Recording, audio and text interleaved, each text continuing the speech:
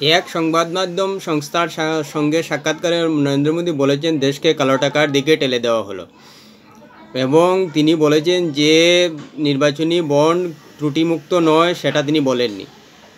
অবশ্যই ত্রুটি রয়েছে, কিন্তু এর পরও বিরোধী দলগুলো যেভাবে হইচই করছে পরে কিন্তু অনুশোচনা করবেন। তিনি কেন একথা বলেছেন সেটা অবশ্যই তিনিই জানেন, কিন্তু অনুশোচনা যে করতে পারেন সেটা আন্দাজ করা যায়। অন্যদিকে রাহুল গান্ধী বলেছেন যে নির্বাচনী বন্ড একটা বড় তুলাবাজি চক্র এবং এই তুলাবাজির চক্রের মূল চক্রী হলেন নরেন্দ্র মোদী।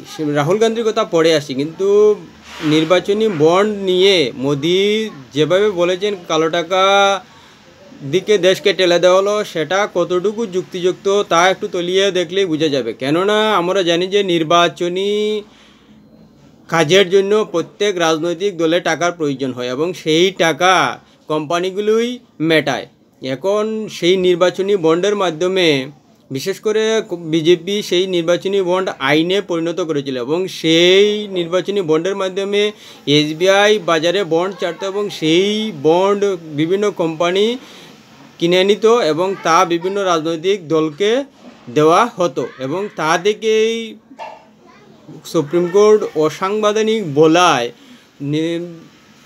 এসবিআই ইলেকশন কমিশনকে দিতে বাধ্য হয়েছিল এবং সেটা প্রকাশ করেছিল ইলেকশন কমিশন নিজেদের ওয়েবসাইট এবং জানা গিয়েছিল যে কে কত টাকা পেয়েছে, কোন কোম্পানি থেকে কে কোন দল কত টাকা পেয়েছে।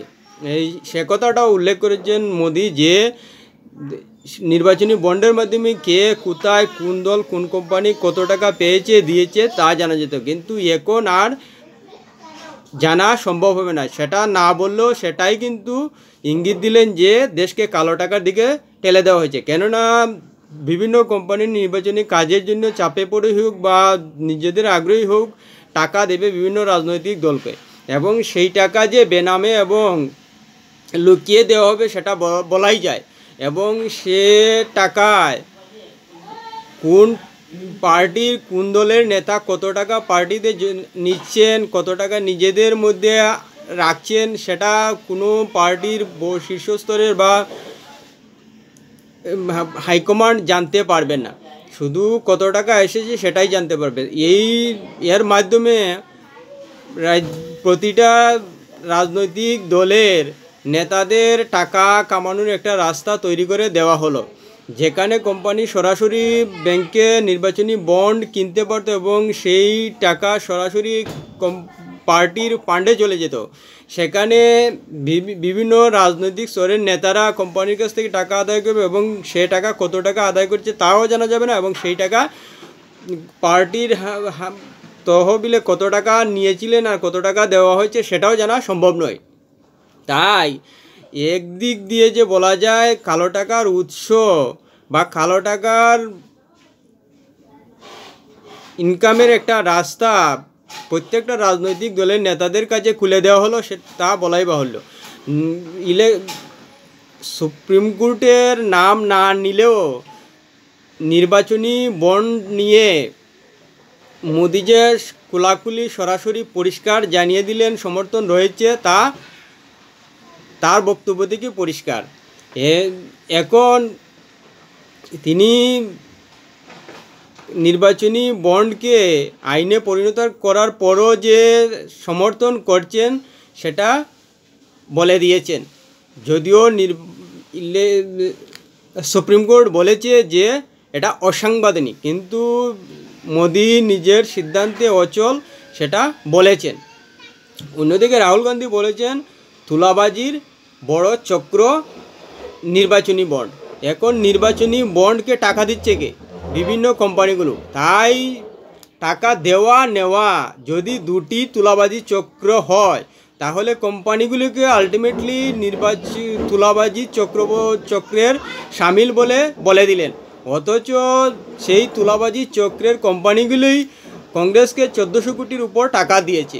এখন সেই কোম্পানিগুলো অবশ্যই রাহুল গান্ধীর মন্তব্যের উপর ক্ষুব্ধ হবে এবং বিরাগভাজন হবেন।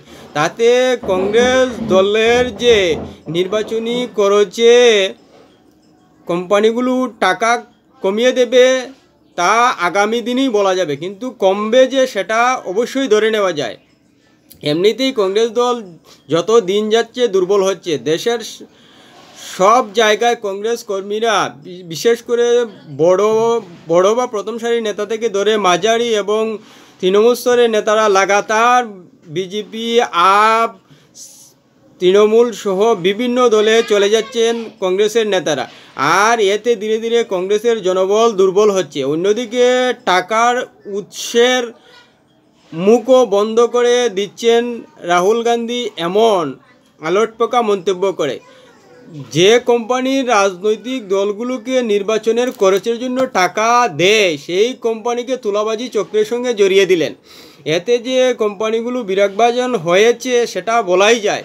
এখন আগামীতে কংগ্রেস জনবলে দুর্বল হওয়ার সঙ্গে সঙ্গে আর্থিক দিক দিয়েও দুর্বল হবে, সেটা এখন থেকে পরিষ্কার বলে যায়। যদি আসন্ন লোকসভা নির্বাচনে কংগ্রেস ক্ষমতায় না ফিরতে পারে তাহলে কিন্তু আর্থিক দিক দিয়ে আরও দুর্বল হবে, এবং আর্থিক দিক দিয়ে যত দুর্বল হবে ততই কংগ্রেসের জনবলও দুর্বল হবে, এবং এতে কংগ্রেস যে হারে দ্রুত